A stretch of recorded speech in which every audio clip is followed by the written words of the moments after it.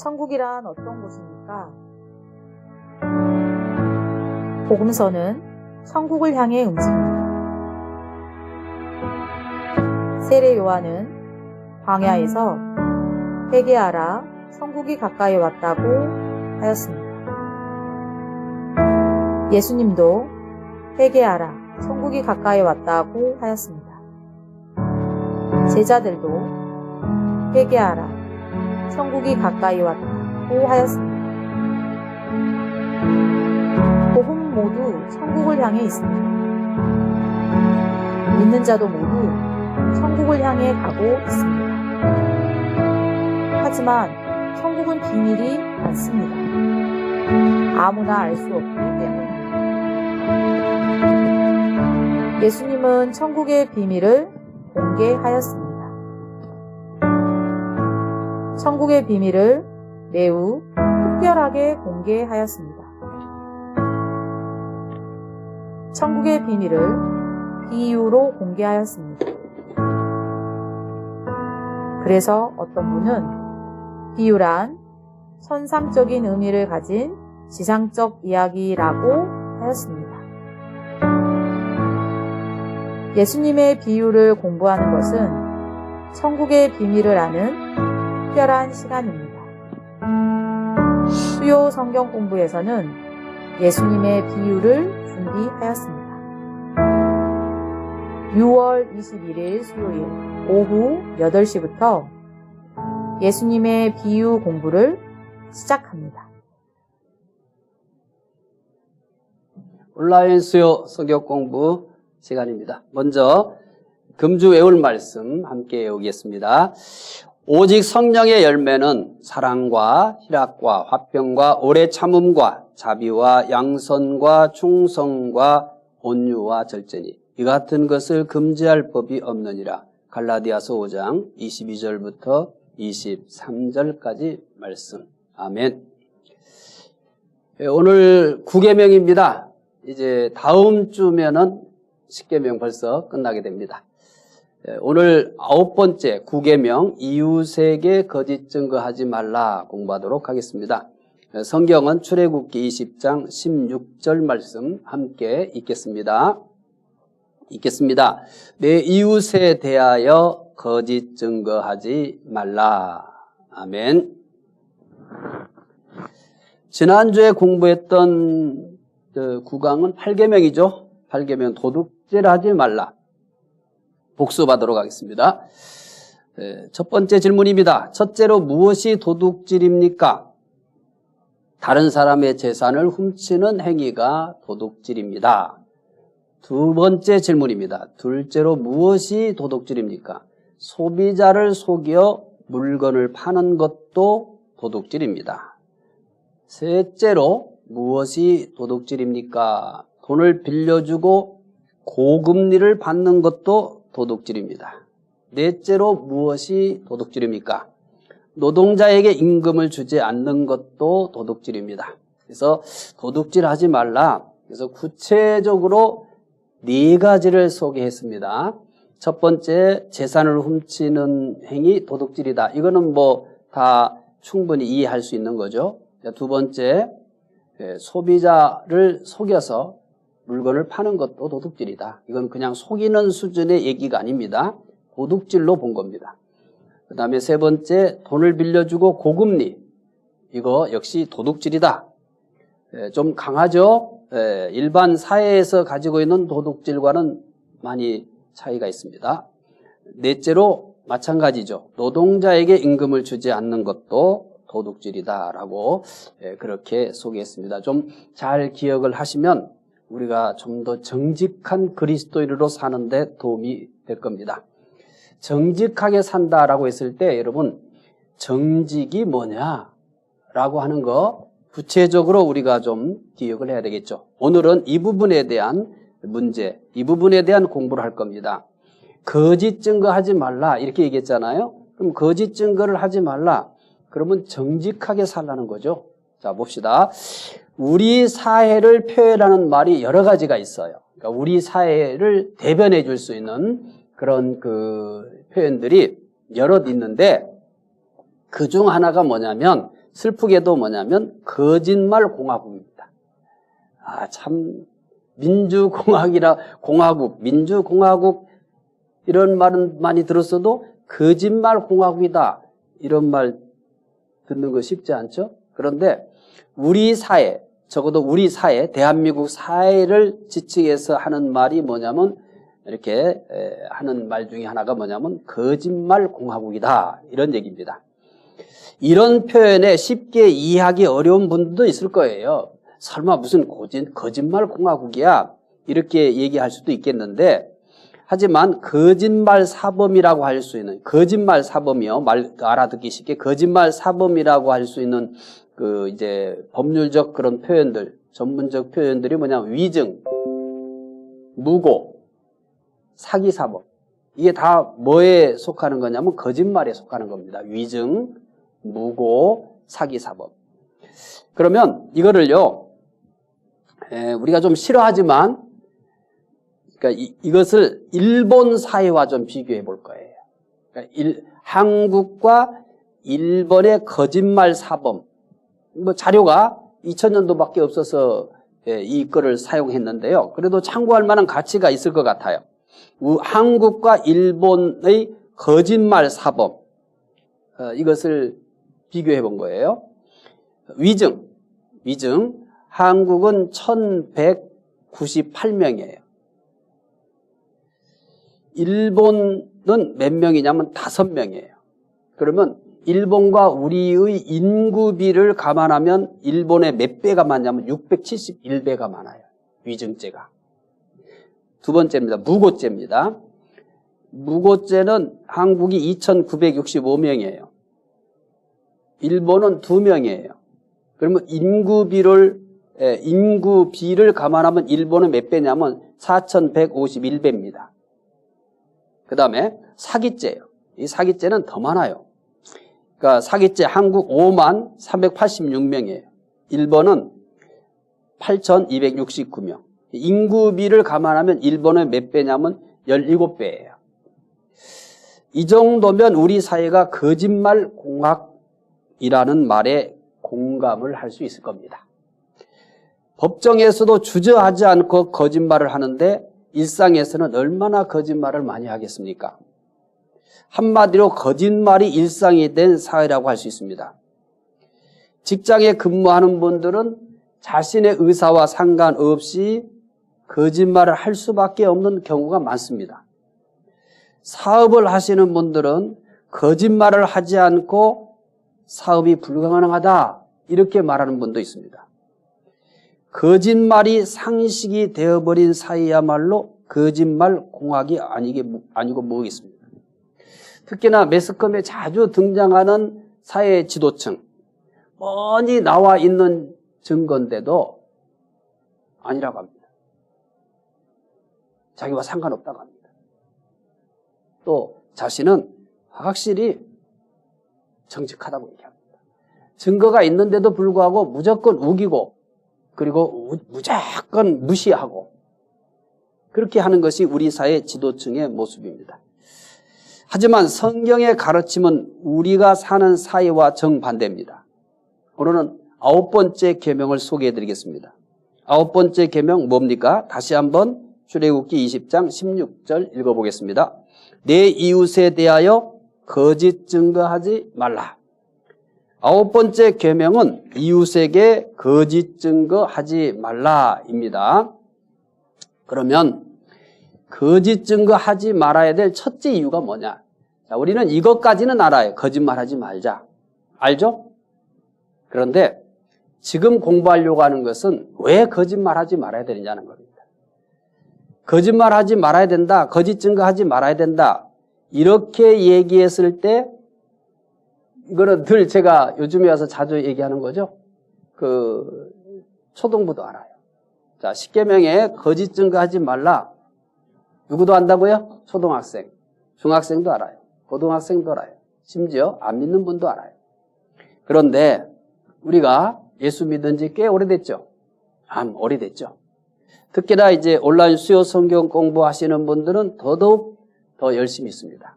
그러면 제가 이렇게 물어볼게요. 거짓 증거하지 말아야 될 이유가 뭐예요? 왜 제가 이렇게 질문을 하냐면 문제의식을 갖게 하기 위해서요. 내가 참 많이 알고 있는 것 같고 또 정말 바르게 예수 믿는 것 같지만은 그게 아니다. 우리 더 분발해야 된다. 이런 의도에서 이렇게 묻는 거예요. 무시하기에 묻는 거 아니에요. 묻는 의도가 뭐냐면 대체의 가장 깊은 곳에 항상 안타까운 심정을 가지고 있는 거예요. 그게 뭐냐면 늘 얘기하는 게 뭐냐면 안 믿는 분들도 알고 있는 수준. 자, 초등학생, 심지어 유치원생도 알고 있는 그런 정도의 수준을 가지고 내가 평생 예수를 믿었다. 그러면 우리는 참 이거 각성을 해야 됩니다. 그래서 신앙의 성장이 없는 거예요. 그래서 처음에 예수 믿을 때는 예수 믿는 사람들이 참 괜찮아 보여요.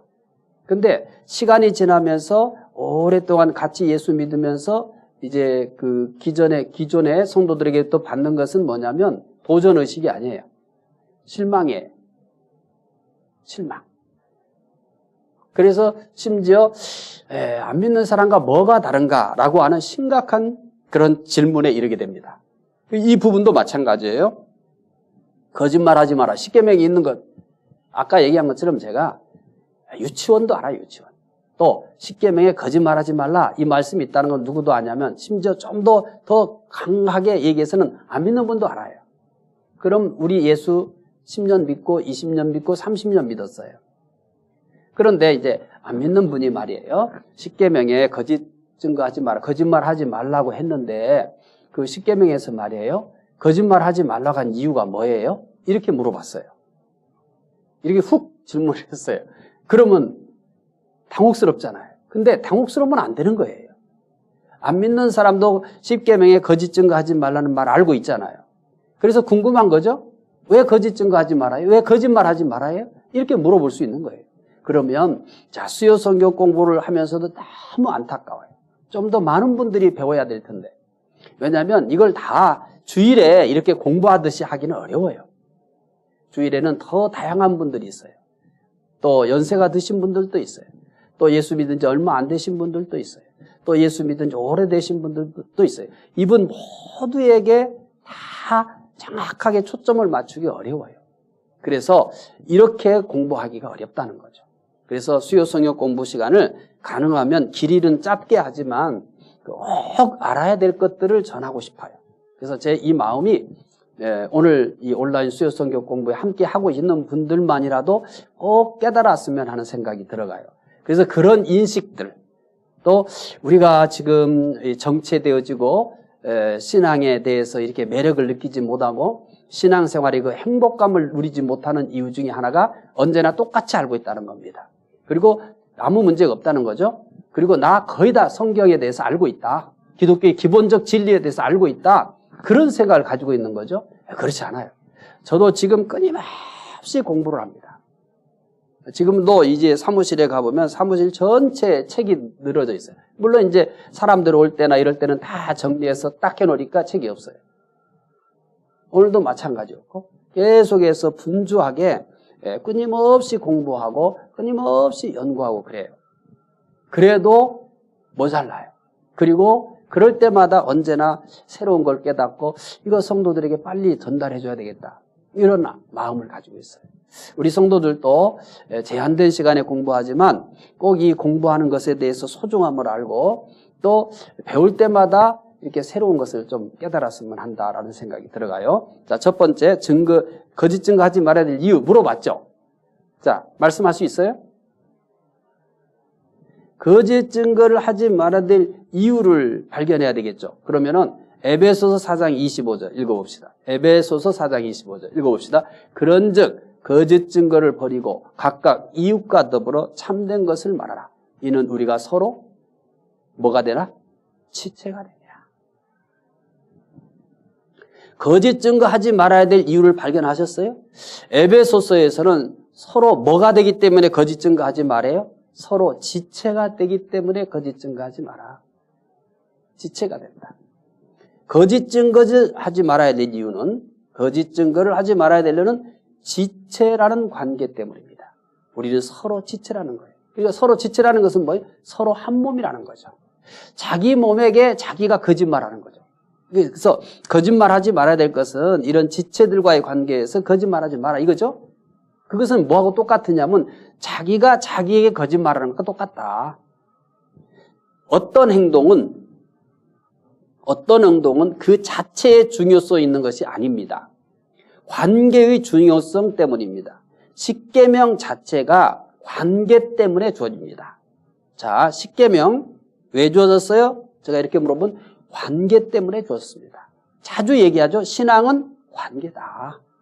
종교적 의식이 아니에요. 신앙은 관계다. 십계명도 뭐 때문에 주어졌는가? 관계 때문에 주어졌어요. 1계명부터 4계명은 하나님과의 관계 때문에 주어진 겁니다. 5계명부터 10계명은 사람과의 관계 때문에 주어졌습니다. 만약 우리에게 아무런 관계가 없다면 10계명도 없었을 것입니다. 하나님과의 관계, 사람과의 관계가 있기 때문에 10계명이 주어진 겁니다. 그래서 에베소서 4장 25절에서도 우리가 서로 지체이기 때문에 거짓을 버리라고 합니다. 관계 때문에 버리라는 거예요. 관계 때문에. 거짓은 지체를 갈라놓습니다. 거짓이라는 것이 발견되면 절대 하나가 될 수 없습니다. 그리고 더 멀어져요. 하지만 진실은 지체를 하나로 묶어줍니다. 서로 진실하다 하면 얼굴만 바라봐도 듬직합니다. 얼굴만 바라봐도. 진실은 지체를 하나로 묶어주는 겁니다. 자, 우리 하나 돼야 됩니다. 교회가 하나 됩니다. 이러한 명제는 가지고 있어요. 근데 왜 하나가 안 되느냐? 이 가장 중요한 뭐예요? 진실. 이것에서 자꾸 문제가 생기기 때문에요. 자, 여러분이 셀 모임이든지 팀 모임이든지 자꾸 문제가 생겨요. 그러면 그 가장 중요한 깊은 뿌리에는 진실의 문제가 있는 거예요. 진실의 문제가. 그래서 셀과 나눌 때라든지 이럴 때 그 나눔은 절대 외부로 전달하지 마라. 이렇게 얘기하잖아요. 그게 셀 모임에서 정말 마음에 있는 이야기를 꺼냈어요. 그런데 한 주 지나니까 그 얘기가 다른 사람을 통해서 나한테 들어왔어요. 그러면 뭐가 깨져버린 거예요? 관계가 깨져버린 거예요. 그러면 절대 그 셀 모임은 성장하지 않습니다. 그래서 주님 오실 때까지, 죽을 때까지 이 비밀을 지켜줘야 돼요. 예를 들어서 좋은 이야기는 칭찬이나 좋은 것, 그분의 신앙이 이런 것들은 좋은 것들은 뭐 나눠도 큰 문제가 없습니다. 그런데 이 진실이 지체를 하나로 묶어줍니다. 그래서 저 사람 진실한 것 같아. 그러면 뭐 다 된 겁니다. 그런데 도대체 진실성을 찾아볼 수 없어. 그러면 아무리 실력이 있고 아무리 열심히 있어도 어렵습니다. 그래서 진실은 지체를 하나로 묶어줍니다. 진실할수록 지체는 더 가까워져요. 서로 지체가 되기 때문에 거짓 증거하지 마라. 10년 전 국민의 박수 속에서 캐나다의 한 총리가 퇴임을 하였습니다. 정치 생활 40년 동안 장관만 10번 했어요. 우리나라에서 상상할 수 없는 일이잖아요. 40년 동안 정치 생활 40년 동안 장관만 10번 했어요.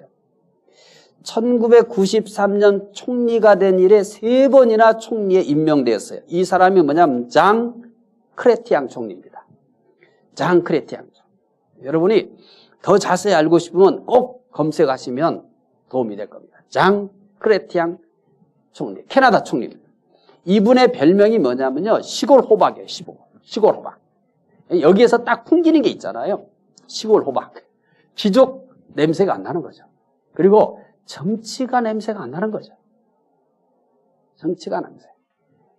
그래서 아주 수수한 차림의 청바지를 즐겨 입고요. 사진 한번 다시 보여주시겠어요? 이분이에요, 이분. 잘 얼굴 보셔야 돼요. 이따가도 그냥 사진 계속 띄워놓으세요. 제가 설명을 하면 이분의 얼굴을 보시면서 제 설명을 들으면 이해할 거예요. 이제 수수한 차림의 청바지를 즐겨 입었고요. 별명만큼이나 시골스러운 이미지를 가지고 있습니다. 그러나 장 크레티앙 총리는 화려한 정치 경력 못지않는 치명적인 약점을 가지고 있습니다. 아주 그냥 화려한 정치 경력에 어울리지 않는 치명적인 약점을 가진 장애인이에요. 한쪽 귀는 들을 수 없고요. 안면 마비로 인해 얼굴이 한쪽으로 쏠려 있습니다. 제가 그걸 보여드리려고 화면을 옆으로 찍었기 때문에 그 모습이 잘 안 보이는데요. 제가 좀 더 세심하게 사진을 준비할 걸 그랬어요. 이 안면 마비로 얼굴이 한쪽으로 쏠려 있어요. 그러니까 잠깐 보더라도 아마 그걸 느낄 수 있을 거예요. 게다가 얼굴 근육이 마비되어 말까지 어눌합니다. 이 근육이 우리하고 똑같지 않아요. 이 얼굴 근육이 마비되어서 어눌합니다. 정치인으로서는 치명적인 약점입니다. 그런데 이런 분이 캐나다라고 하는 큰 국가에 수십 년간 이끌었다는 거예요. 장관만 몇 번 했다고 그러냐면 10번이에요. 총리만 3번 했어요. 근데 국민들도 참 놀랐습니다. 이런 분을 이렇게 총리로 3번이나 인정했으니까요. 장 총리는 시골 마을의 가난한 집에서 태어났습니다. 무려 19의 남매 중에서요. 18째 막내로 성장했습니다. 왜소한 체구에 신체적인 결함까지 있어 친구들의 놀림과 왕따를 겪으며 나빠질 수밖에 없는 최악의 상황에서 자랐습니다. 그런 정치에 입문하고서도 수없이 많은 난관을 극복해야 했어요. 일그러진 얼굴과 어눌한 발음, 왜소한 체구, 그래서 항상 풍자 만화의 단골 놀림감이었습니다. 하지만 그는 항상 당당했어요. 그가 총리 유세 연설을 할 때입니다. 그가 이렇게 얘기했어요. 여러분, 저는 언어 장애를 가지고 있습니다. 그 때문에 오랫동안 고통을 당했습니다. 지금도 제 생각과 제 뜻을 여러분들에게 전부 전하지 못할까 봐 걱정이 됩니다. 그러나 인내심을 갖고 제 말에 귀를 기울여 주십시오. 저의 어눌한 발음이 아니라 그 속에 담긴 저의 생각과 뜻을 들어주시면 감사하겠습니다. 여기까지 말했을 때 그를 반대하는 어느 정치가가 소리쳤어요.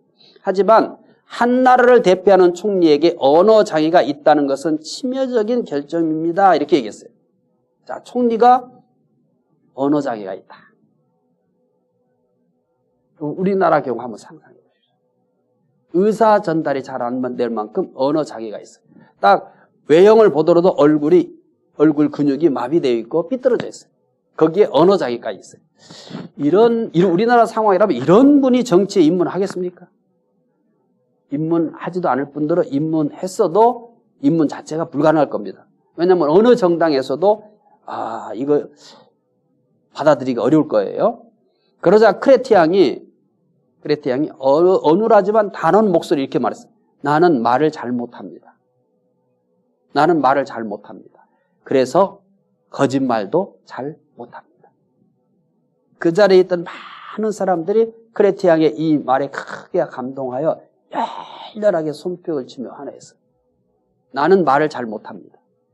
그래서 거짓말도 잘 못합니다. 우리나라에도 하루빨리 거짓말하지 않는 지도자가 세워졌으면 합니다. 제가 기도하며 꿈꾸는 것이 있다고 그랬죠. 이 크레티앙 총리가 퇴임할 때요, 캐나다의 전 국민의 박수와 존경을 받았어요. 그래서 우리나라도 퇴임할 때 이 크레티앙처럼 말이에요, 국민의 박수와 존경을 받았으면 해요. 국민들이 언제나 존경할 수 있는 대통령.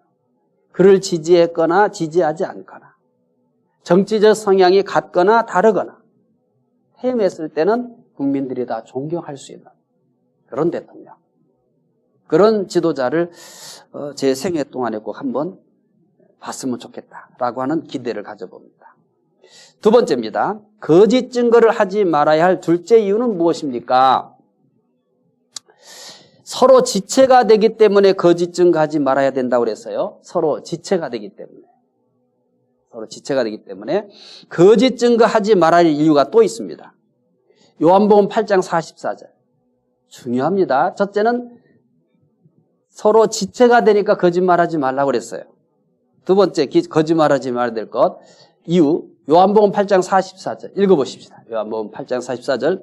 너희는 너희 아비 마귀에게서, 틀리네요? 예, 나와 있는 대로만 읽을게요. 이 44절인데, 예, 맞습니다. 44절만 읽겠습니다. 거짓을 말할 때마다 제 것으로 말하나니 이는 그가 거짓말장이요 거짓의 아비가 되었습니다. 거기 보니까 뭐라고 돼 있어요? 그가 거짓말장이요 거짓의 아비가 되었다. 여기에는 나와 있지 않는데 앞절에 있어요. 제가 그거는 그냥 소개해 드릴게요. 43절. 너희는 너희 아비 마귀에게서 났으니. 마귀를 얘기하는 거예요. 마귀를. 그가 거짓말쟁이 거짓의 아비다라고 하는 것은 마귀 사탄을 얘기하는 겁니다. 사탄을 가리켜서 거짓의 아비다 이렇게 얘기했어요. 그죠? 거짓은 사탄에 속했다는 의미입니다. 거짓 증거하지 말아야 할 둘째 이유는 거짓 증거하지 말아야 될 둘째 이유는 거짓은 사탄에게 속하기 때문입니다. 왜 거짓말하지 말아야 되냐? 이유 둘째가 뭐예요?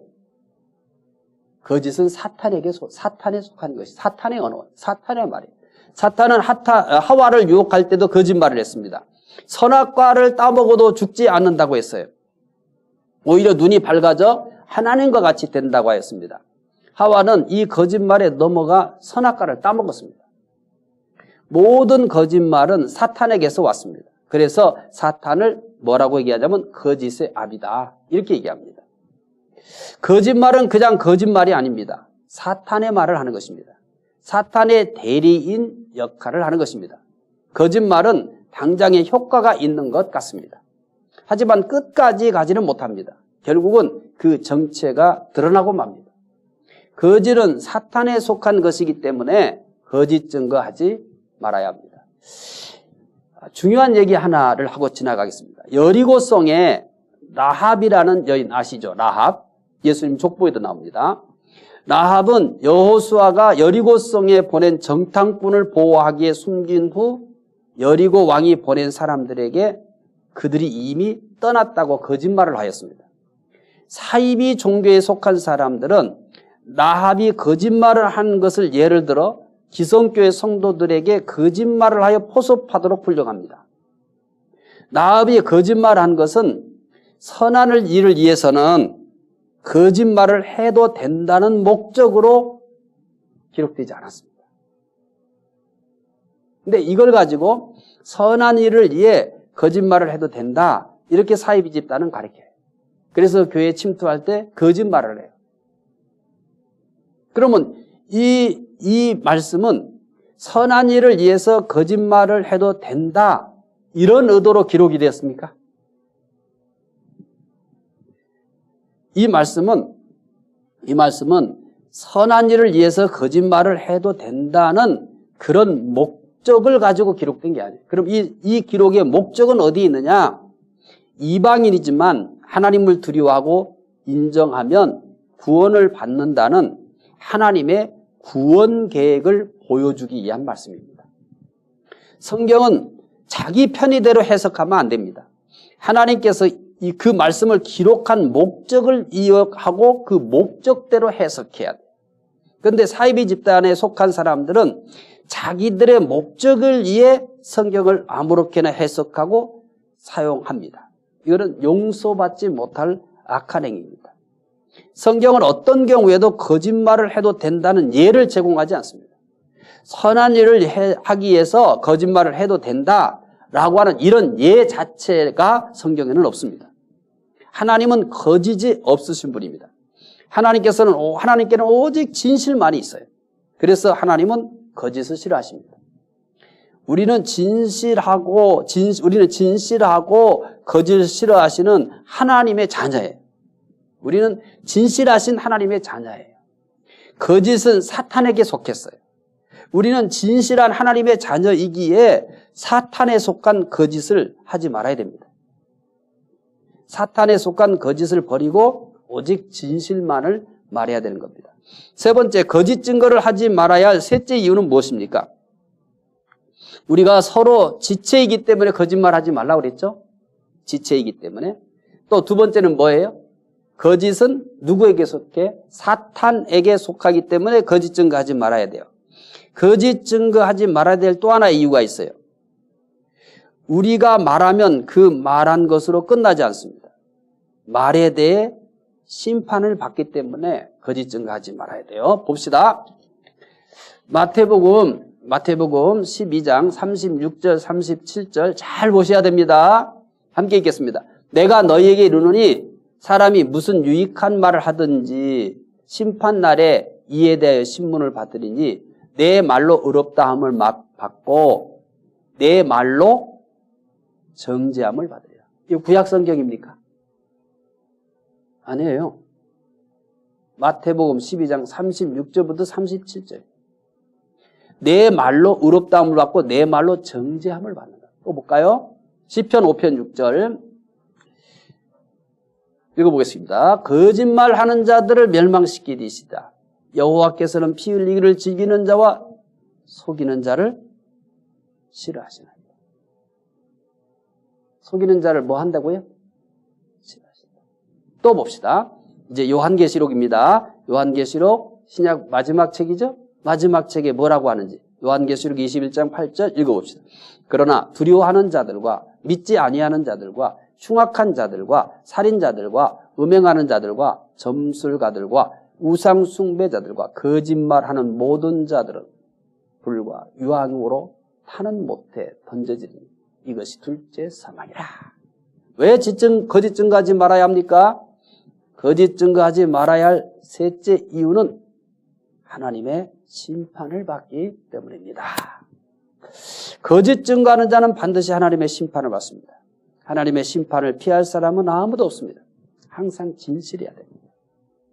진실하게 사는 것이 그 어느 때보다도 어려운 때입니다. 그래서 뭐가 필요하냐면 용기가 필요합니다. 하나님의 도우심이 필요합니다. 자, 진실하게 살기 위해서는 뭐가 필요하다고요? 용기가 필요해요. 용기만 필요한 게 아니라 하나님의 도우심이 필요해요. 왜 용기가 필요할까요? 우리는 거짓으로 무장된 사람들과 더불어 삽니다. 거짓으로 무장된 사람들과 더불어 사는 거예요. 자, 사탄은 거짓의 아비예요. 그래서 믿는 사람들이 진실을 가지고 살아가려고 하면 상황에 따라서 이렇게도 말하고 저렇게 말하는 이 거짓말하는 사람들을 상대하는 것에 대해서는 정말 힘들어요. 힘들어요. 그런데 이게 현실인 걸 어떻게 해요? 그래서 뭐가 필요하다고 그랬어요? 믿는 사람들이 진실하게 살기 위해서는 용기가 필요하다. 근데 용기만 가지고 안 되는 거예요. 우리의 용기가 꺾이거든요. 그래서 하나님의 도우심이 꼭 필요합니다. 다윗은 다음과 같이 기도했어요. 다윗의 기도예요. 이 다윗의 기도를 이제 우리가 이 거짓 증거하지 말라는 말씀을 배웠기 때문에 충분히 공감을 할 수 있을 거예요. 읽어봅시다. 여호와여 내 입에 파수꾼을 세우고 내 입술의 매를 지키소서. 여호와여 내 입에 파수꾼을 세우고 내 입술의 문을 지키소서. 다윗의 고백입니다. 자, 이제 10강 제9계명 이웃에게 거짓 증거하지 말라 복습하겠습니다. 거짓 증거하지 말아야 될 첫째 이유, 지체라는 관계 때문이다. 에베소 4장 25절. 거짓 증거하지 마라 이건 알잖아요. 근데 이제 오늘 공부하신 분들은 왜 거짓 증거하지 말아야 되는가? 애우지 않더라도 알 거예요. 지체 때문에, 지체 관계 때문에. 두 번째, 거짓 증거하지 말아야 될 이유는 뭐예요? 거짓은 사탄에게 속했기 때문에. 알고 있었죠. 이거를 잘 꿰매지를, 구슬을 꿰매듯이 그렇게 못한 거죠. 이제 이렇게 거짓 증거하지 말아야 될 이유를 배우셨으니까 잊지 않을 거예요. 왜 거짓 증거하지 마라? 다 기억하지 못하더라도 거짓은 사탄에 속한 것이기 때문이다. 이렇게 말할 수 있어야 돼요. 그 다음에 세 번째, 거짓 증거하지 말아야 될 셋째 이유는 뭡니까? 거짓은 하나님의 심판을 받기 때문입니다. 우리 믿는 사람들은 진실하게 살아야 되는데 그 진실하게 살기 위해서는 큰 용기가 필요합니다. 용기 가지고 안 됩니다. 그래서 하나님의 도우심이 필요합니다. 기도하겠습니다. 하나님, 오늘 9번째 계명 거짓 증거하지 말라 이 말씀을 배웠습니다. 거짓 증거하지 말라는 말씀을 압니다. 그런데 왜 거짓 증거를 하지 말아야 되는지를 오늘 배웠습니다. 하나님 이 세 가지를 꼭 기억할 수 있게 도와주옵소서.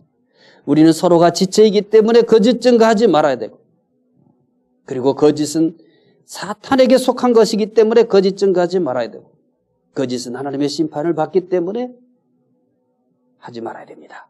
하나님, 이제 그냥 거짓말하지 마라 이렇게만 알고 지내면 진실하게 사는데 그렇게 많은 도움이 안 됩니다. 그런데 왜 거짓말하지 말고 살아야 되는지 이유를 정확히 알게 되면 알지 못했을 때보다 조금이라도 더 진실할 줄 믿습니다. 하나님, 이제 우리는 이 시대에 진실하게 살아야 될 용기가 필요하고 하나님의 도우심이 필요합니다. 진실하게 사는 용기를 주시고 또 그 용기를 내어서 끝까지 진실할 수 있도록 하나님이 도와주시옵소서. 감사하며 예수님 이름으로 기도드리옵나이다. 아멘. 천국이란 어떤 곳입니까? 복음서는 천국을 향해 움직입니다. 세례 요한은 광야에서 회개하라, 천국이 가까이 왔다고 하였습니다. 예수님도 회개하라, 천국이 가까이 왔다고 하였습니다. 제자들도 회개하라, 천국이 가까이 왔다고 하였습니다. 복음 모두 천국을 향해 있습니다. 믿는 자도 모두 천국을 향해 가고 있습니다. 하지만 천국은 비밀이 많습니다. 아무나 알 수 없기 때문입니다. 예수님은 천국의 비밀을 공개하였습니다. 천국의 비밀을 매우 특별하게 공개하였습니다. 천국의 비밀을 비유로 공개하였습니다. 그래서 어떤 분은 비유란 천상적인 의미를 가진 지상적 이야기라고 하였습니다. 예수님의 비유를 공부하는 것은 천국의 비밀을 아는 특별한 시간입니다. 수요 성경 공부에서는 예수님의 비유를 준비하였습니다.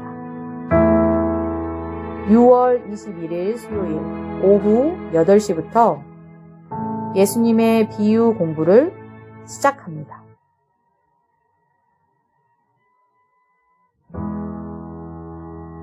천국이란 어떤 곳입니까?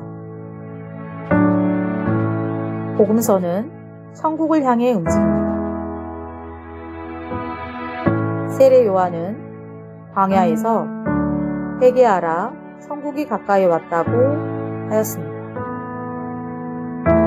예수님도 회개하라, 천국이 가까이 왔다고 하였습니다. 제자들도 회개하라, 천국이 가까이 왔다고 하였습니다. 복음 모두 천국을 향해 있습니다. 믿는 자도 모두 천국을 향해 가고 있습니다. 하지만 천국은 비밀이 많습니다. 아무나 알 수 없기 때문입니다. 예수님은 천국의 비밀을 공개하였습니다. 천국의 비밀을 매우 특별하게 공개하였습니다. 천국의 비밀을 비유로 공개하였습니다. 그래서 어떤 분은 비유란 천상적인 의미를 가진 지상적 이야기라고 하였습니다. 예수님의 비유를 공부하는 것은 천국의 비밀을 아는 특별한 시간입니다. 수요 성경 공부에서는 예수님의 비유를 준비하였습니다. 6월 21일 수요일 오후 8시부터 예수님의 비유 공부를